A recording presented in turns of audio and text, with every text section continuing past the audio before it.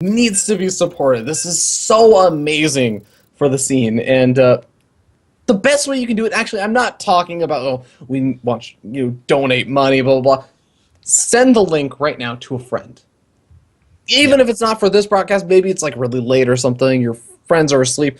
Next time you see RSL, just tune in to it and send the link to a friend. See if they'll be interested. Say, hey, you know what, there's some really awesome games going on. It's going to game number 2 with PandaBearMe versus HuShang. The casters are talking some really random stuff about Lord of the Rings. I don't quite follow it, but, you know, just mute the casters and it'll be fine. Whatever it takes. Just send the link over and share the RSL with one of your friends. But, Droopy, you know what? Take it away, man. I want to get into game number 2 now. All right, man. It's going to be nice yellow map here. Echo LE for game number 2. And, of course, it is match point, as it always is in best of 3. So this player right here we're looking at, bottom right-hand side. Green Pro toss down 0-1. Can he win it here to stay alive? Literally in this whole event, because this is an elimination match. It's the loser's bracket, or loser's match, I should say. And, well, it's HuShang for Frigger Esports. Just kidding. And spawning up in the left-hand corner of the map, it is the yellow Zerg player. He's been absolutely beast moding it up and showing some fantastic play in game number 1 with some really cool gold expansion taken. There's no gold expansions on this map, but still looking for a victory. It is BrwL Esports PandaBearMe.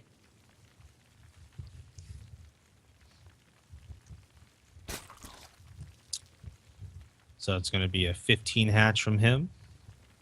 HuShang.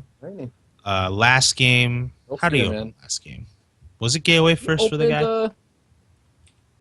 Oh man, you know, I'm actually mixing up the KellerMaN game with Gamja. Yeah, I know KellerMaN opened Forge and we were talking about that, but I'm pretty sure yeah, HuShang just opened up gateway expansion. I don't think he did anything super duper special. Granted, I mean, Vani Research Station, you also potentially just open it up differently, just because, again, of the layout for the map, and also the fact that he did not see a natural expansion from PandaBearMe. So, there's all kinds of other things going in. But regardless, he's going to see, okay, hatchery, spawning pool, check, check. No gold expansion on this map, check. Awesome. Time to just play out the game that I probably wanted to play out last game. Yeah, and HuShang now is, of course, being very vigilant to find his opponent. Is just playing 100% standard, nothing crazy. You can't really do anything crazy on Echo as far as, you know, gold bases, because there are no gold bases. So, of course, the question is when is PandaBearMe going to take the third? That's kind of the key thing here that HuShang has to scout to decide what he wants to do. But what he's doing so far right now is taking his Nexus at home. He's got the Cyber on the way. Taking both gases in the main base. So for him, he's still trying to figure out what he wants to do next. Well, he sees that there is a gas geyser down for PandaBearMe, so he's going to know that Zergling Speed will be coming out this game, and that is something that you have to be a little bit wary of. So going to need to get that wall in completed. He's already turned down the Cybernetics core down to his natural expansion, and going to be actually mining quite a bit of gas over here. So I'm very interested to see what tech he's planning to throw down when the Cybernetics core finishes up. Well, you know, if last game is any indication, I do think Blink is a good possibility. Although he's no stranger to air either. But for now, he's just gonna be spending that gas on the Mothership core and Stalker. Yeah. For now, definitely makes sense. We're going to be looking again at those 3rd and 4th gas geysers for real hardcore tech, or if he's just going to be going pure up, straight up gateway units. I mean, when you go for the double gas geyser, you generally aren't following it up with, oh man, crazy 3-gate or 4-gate or something aggression. Usually it's like some kind of follow-up for a much later push, but well, we got a sentry coming out for HuShang. Now, sentries can mean 2 things. Either he's getting ready to defend his 3rd expansion on this map, or he's getting ready to do some kind of big sentry, potentially immortal attack. And honestly, I really like the idea of taking a 3rd on this map. This is one of the maps where take a 3rd, you knock down the cooling tower, and it's not that bad to defend. Yeah, it's not at all. You got that one choke in between the two bases that you can kind of just use as a staging area. It's actually, a nice, comfortable place to be. And right now, PandaBearMe is sending in his Overlord to scout what's going on in that main base of HuShang's. And doesn't see much yet. Sees the Forge. I think the key thing, though, is scouting these two gateways at the front of the wall there with these speedlings. So 2 gateways going down in the front suggests that there could be some kind of gateway pressure. But with no additional gateways going down yet, can't call this an all-in. And both gases are being taken on the bottom. Yeah, it's the gases are being taken. Chronoboost is being used on the Nexus. I think that these are kind of signs that HuShang isn't looking to just do some kind of enormous big attack to end the game. But we do have a pretty fast layer coming down from PandaBearMe. I mean, he's foregoing things like the Roach Warren.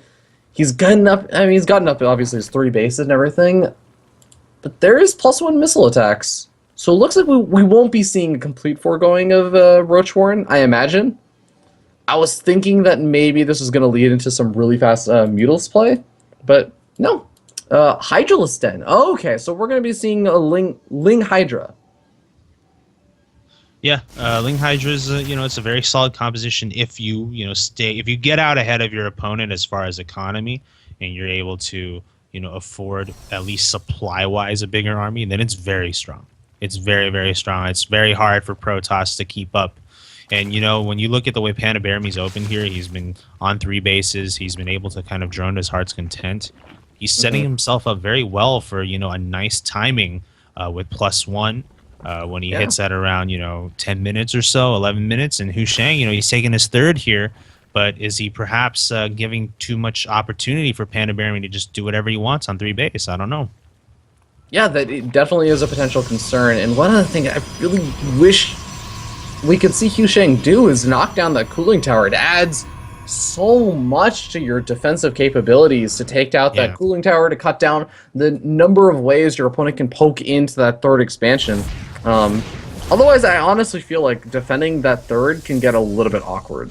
But for now, I'm going to leave it there. Zerglings, again, they're going to be able to do these kind of swing-ins. Sure, they don't do any damage over here, but it keeps that army over at the 3rd and means that they have to be a little bit more careful. They have to use a few more force fields, and guess what? Those force fields are going to be so important when the Hydras start popping out. Oh, yeah, absolutely. I mean, otherwise the Hydras can, get in with their just enormous DPS, and the best you can do to limit that. Oh my god, look at this hallucination here. Oh, I love this. This is super cute.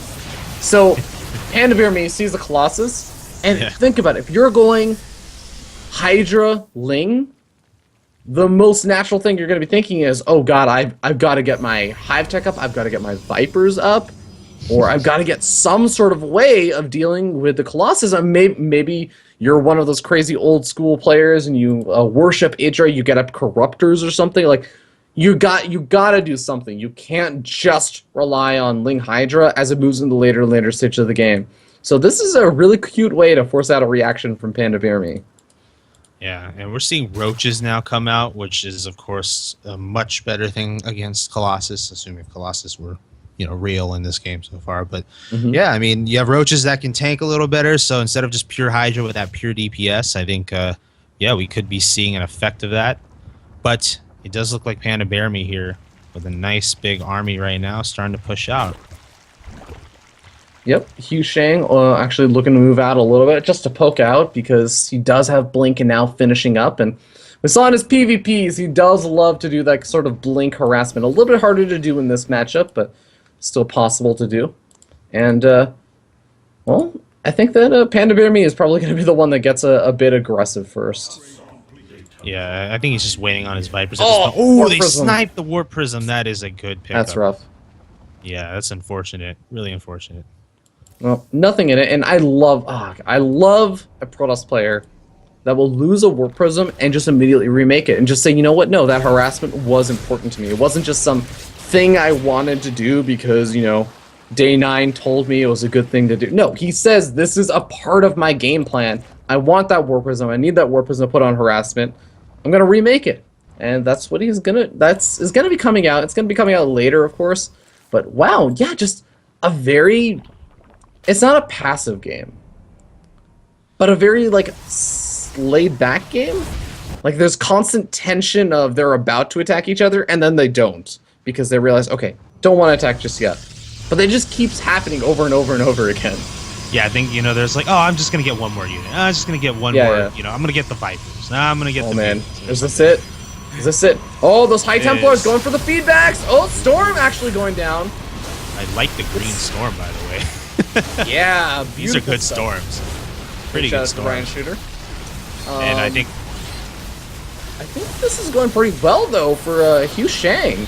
I mean, he's got to use a couple more of these force fields to keep some of those Roaches and Hydros back, but no real big blinding clouds have been able to go down. I think that HuShang also needs to start using his warpins. There is the first blinding cloud that goes down as not quite enough feedback energy, and this is going to be a really, really close engagement.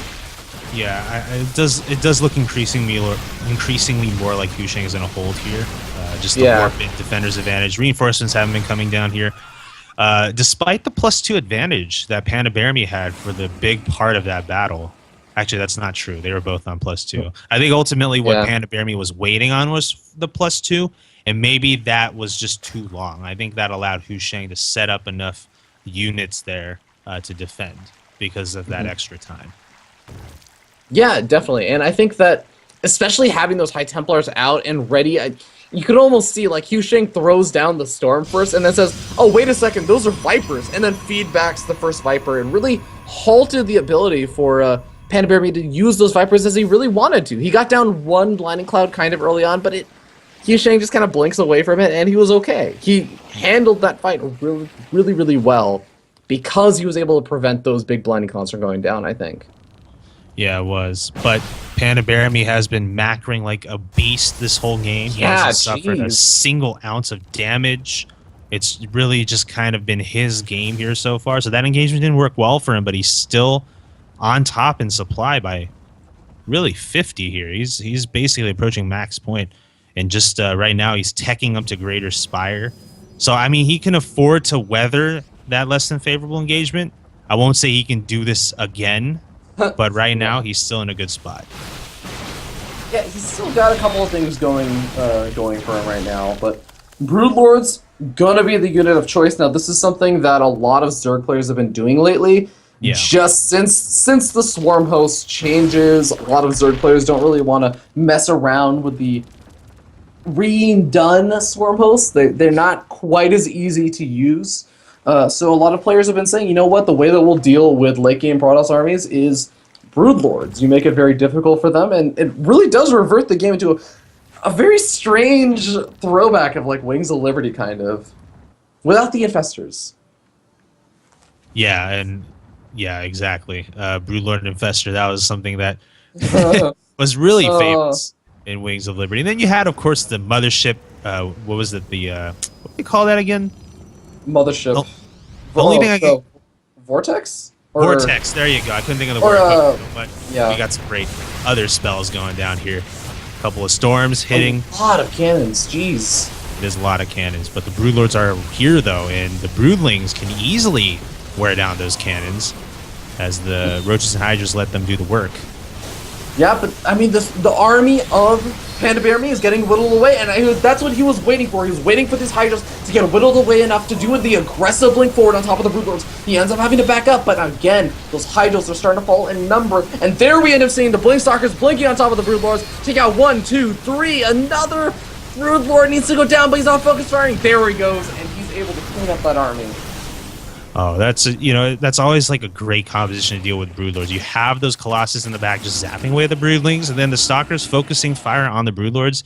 Yeah, that's a great way to handle it once the Hydras are down. And now PandaBearMe is going to be defending here, probably for the first time in this whole game. Yeah, this is going to be a pretty scary point over here for PandaBearMe, and a really critical point, because he doesn't have any more Broodlords morphed. Even if he has the resources to make them, they're just Corruptors right now. He doesn't have the time to make them, and he might actually just use these Corruptors to go after the Colossus, try and cut down on that count, since he can't really make any Broodlords right now. Yeah, and Blinding Clouds coming up are going to be extremely important. They haven't really been so great for PandaBearMe this game, but as he is defending now his fourth base, it's going to be huge because the Colossi can be greatly affected by this. Well, Blinding Cloud going down, a bit of energy being wasted on both sides over there, but here we end up seeing the big engagement. Decent, no Blinding Cloud's actually going down, really, and the Corruptor's able to get on top of the Colossus. That's all well and good, but where is the army down below? The dance comes out from HuShang. Dance. The hold at Helm's Deep, Droopy. Could we be seeing the Lord of the Rings come back? Wow, wow, wow. The dance to really celebrate the occasion, and hey, I don't blame him, because this was elimination for the guy.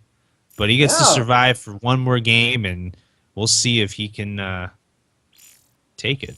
It's going to be big. Well, Droopy, I've been talking about it all series long. Iron Fortress, Game 3. It's coming down to this, and I do not like this map for Protoss. HuShang has got to have some kind of plan. I don't know if that plan might involve a bit of aggression, maybe something similar to what KellerMaN was doing with a 7-gate aggression, but I wouldn't hate something like that right now. Really wouldn't. Yeah, I think this is the map where he is going to want to all in. He hasn't actually done that these games, so I don't know if that's going to kind of take him out of his element, but we'll see. If it was KellerMaN, he'd be like, "Oh yeah, I'm down with that." But that's the very interesting thing about this series to me. HuShang is a player that I talked to him and I did an interview with him and everything. And I asked him, how would you describe your playstyle? And he was like, I'm really good at 2-base all-ins. He just straight up owning up to it and saying, right. I've got so many 2-base all-ins. I am so strong at it. And I'm just really good at aggressive play. He can, as we saw, play a little bit more macro-oriented as well. But also consider what his unit composition was. He wasn't going